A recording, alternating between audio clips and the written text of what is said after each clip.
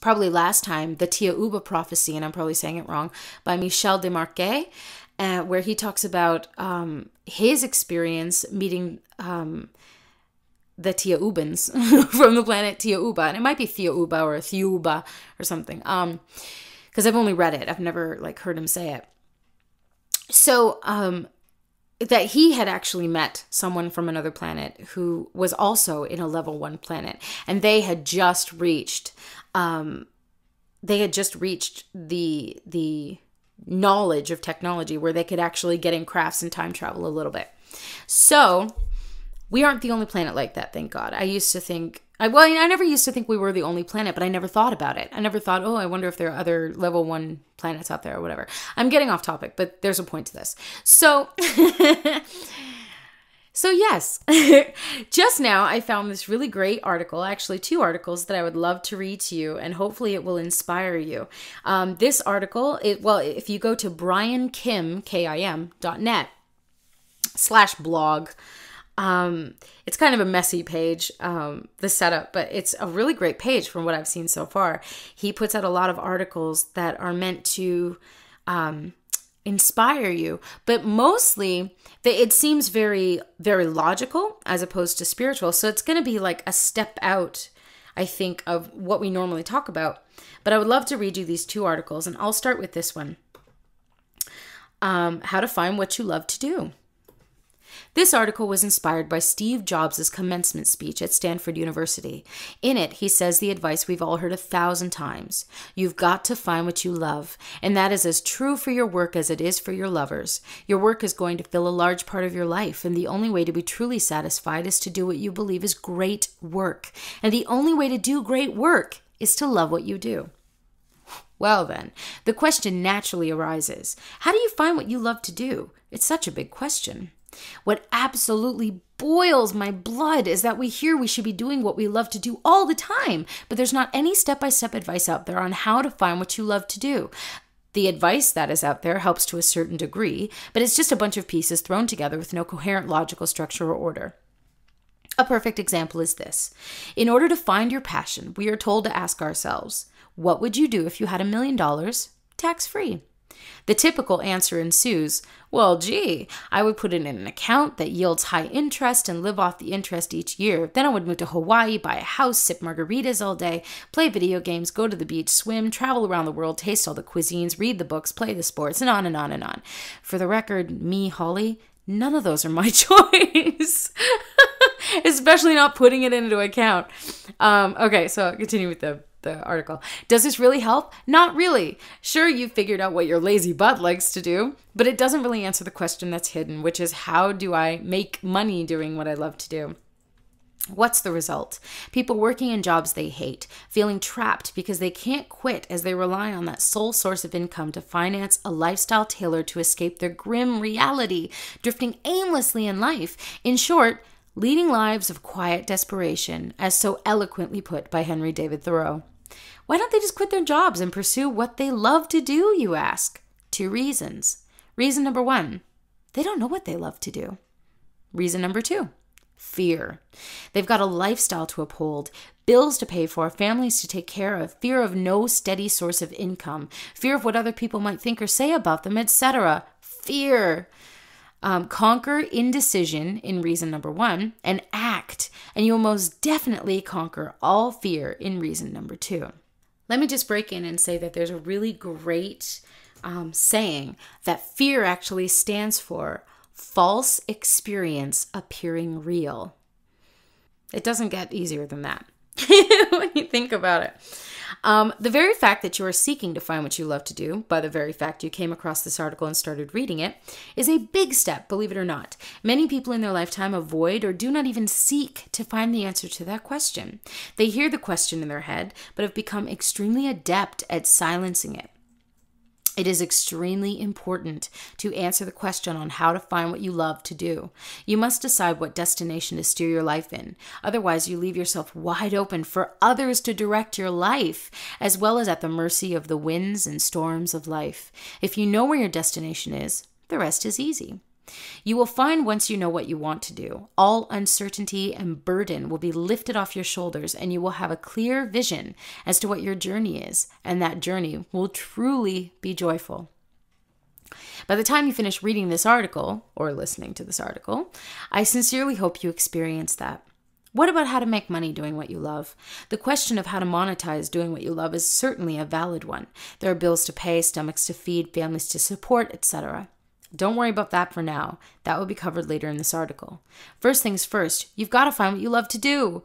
Why is it so hard to find what you love to do? The answer is, it's not hard at all. You read right, it's not hard at all. Then why are so many people having difficulty finding what they love to do? Because they've never truly asked themselves. What amazes me is that there seems to be a stigma attached to spending time with oneself. You have to constantly be doing something, whether it's going to the game, drinking beer with the buddies, going to that hot party or club downtown, etc. Don't get me wrong, there's nothing wrong with doing all that, but I suspect the vast majority of people who engage in this I have to be doing something every minute because I can't be by myself mentality are just putting up a front to show people how satisfying and fulfilling their life is, when in reality, it's just the opposite. The irony here is that spending time with oneself is exactly what you should be doing to lead a satisfying and fulfilling life. People think you have to travel around the world, experience new things, etc. to find what you love to do. No. You just have to sit down and decide. The answer is already within you. You just have to dig it up and avoid procrastinating. Your brain has absorbed all sorts of information and experiences, and it has the answer ready to be unraveled. Just let it out. Be honest.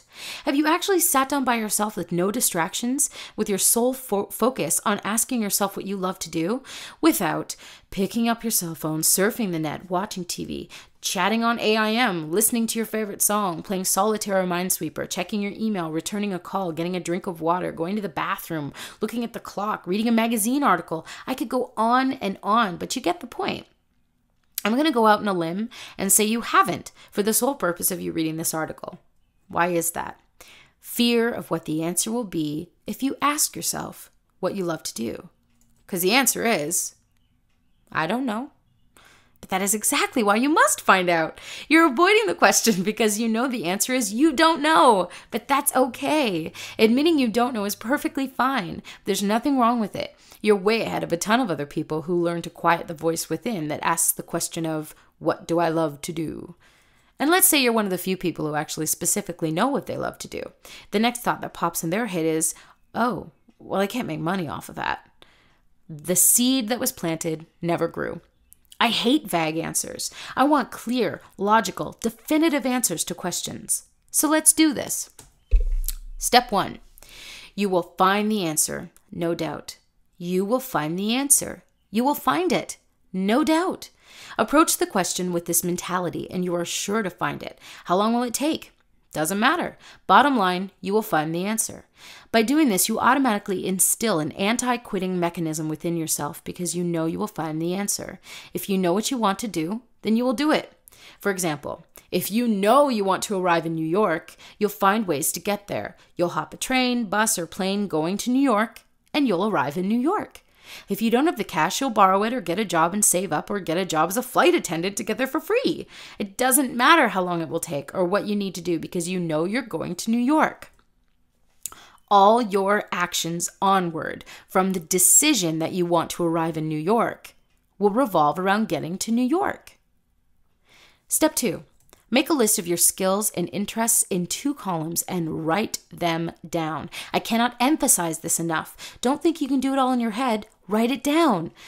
What I mean by skills is any skill. It could be an intangible skill. Empty your clip here. List every skill you have. It could be programming, making web pages, talking, listening, persuading people, typing, flirting, analyzing, giving speeches, making things easy to understand, whistling, blowing bubbles with your spit. It could be anything. Don't be bashful. List everything you perceive your skills to be. In your other column, list your interests, and don't be shy here as well. List every interest you could possibly think of. Spiders, shoes, hair, makeup, basketball, tennis, thinking of ideas, babysitting, walking, hiking, fireworks, helping, I love fireworks by the way, helping people, making fun of people, fishing, tai chi, karate, seashells, seaweed, can openers, anything goes. Yes, I did say can openers. Your interests can also include subjects you're knowledgeable about as well. Computers, economics, biology, basketball plays, football plays, magic tricks, etc. To help you write down more interests, think of what you were interested in at your previous jobs and write them down. Also think of what you were not interested in your previous jobs and write the exact opposite. Asking yourself the following questions may shed light as to what skills and interests you possess. If you went in a bookstore, which section do you naturally gravitate toward? Ask friends for any skills and interests they see in you. You'll be surprised at how much insight they have on you that you've never thought of before. What do you spend most of your time doing? What do you look forward to doing? Go back and think of your accomplishments as a child. What kind of skills and interests revolved around your accomplishments? What did people praise you on doing? What did your teachers or parents say you had a skill or a knack of doing? Why am I emphasizing skills and interests here? Skills, because you've got to leverage what you're strong with, and don't say you don't have any. Everybody has skills. You've just never sat down and thought about it and wrote it down. By using your skills, you've got a head start, a catalyst. Interests, simply because you've got to love what you do. By including interests, you include another form of an anti-quitting mechanism. Focus on generating as many skills and interests as you can possibly think of and write it down. You may find that your skills are gravitating toward one or two particular skills. The same may hold true for interests. Keep that in mind for step 3. Step 3, set aside some true alone time with no distractions to focus and figure out what you love to do by asking yourself the right questions. It amazes me how people set aside time for taxes, cooking, watching movies, reading, but when it comes to their own personal future, they never set aside any time. How much more time should you set aside to figure out the path that will make you happy? Okay, you've set some private time alone with no distractions. Now what? You must ask yourself an extremely clear question. Clarity is key here. The clearer the question, the easier the answer will be. For example, if I ask you what 12 times 12 is, the answer comes easily, 144. However, if I ask, what is some even 2-digit number times some other even 2-digit number? Guess how long it'll take you to answer that question? Clear questions lead to clear answers. Another key thing is to write it down. I know you've heard it a billion times and it's so cliche, but there's a reason. Writing things down allows you to easily make connections you've never thought of before because you see it on paper. It also allows you to free room in your brain for other thoughts because they're put in another container, so to speak. If I ask you, what's 257 times 852? Try doing that in your head versus writing it down. When you write it down, the answer comes out easier, not to mention more accurate. If you haven't already wrote down your skills and interests in the previous step, stop and do it now. It won't do you any good having them in your head. So let's use your alone time to ask yourself a clear question in writing. What is the question you should ask yourself? Is it, what do I love to do? That question is a bit broad, so let's narrow it down a little. Try asking yourself, what would I love to do on a daily basis, utilizing both my skills and interests that will add significant value to people? See the difference here? The more detailed and clearer the question, the easier it is to answer it. Why did I add the add value part? Because that will lead you to find a way to make money doing what you love. By incorporating the question of how to add significant value by utilizing your skills, you automatically filter out all the common answers that people come up with when asked what they love to do. Common answers such as, I love to watch TV, or I love to play video games. Answers such as that discourage people because they see no way of making money from it. Adding to that, many people tend to make the mistake of focusing on how to make money. A lot of people fail to realize that money is just a byproduct of adding value in the form of a product or service to people. When you know how you can add value to people, you'll know how to get money. Open up Word or get out a blank sheet of paper and write that question up at the top. Here it is again in case you don't want to scroll up or rewind, as the case may be. What would I love to do on a daily basis, utilizing both my skills and interests that will add significant value to people? The key is to write your answers down. I cannot emphasize this enough. Don't think you can do it all in your head. Write it down. Looking at the 2-column list you made in the previous step, start writing down a list of answers. Just write. It doesn't have to be perfect and it doesn't have to make sense because sooner or later you will connect the dots. Here's a story to illustrate what I'm talking about. There was a story about a small town with a ski resort which attracted a lot of tourists, which in turn helped the town's economy.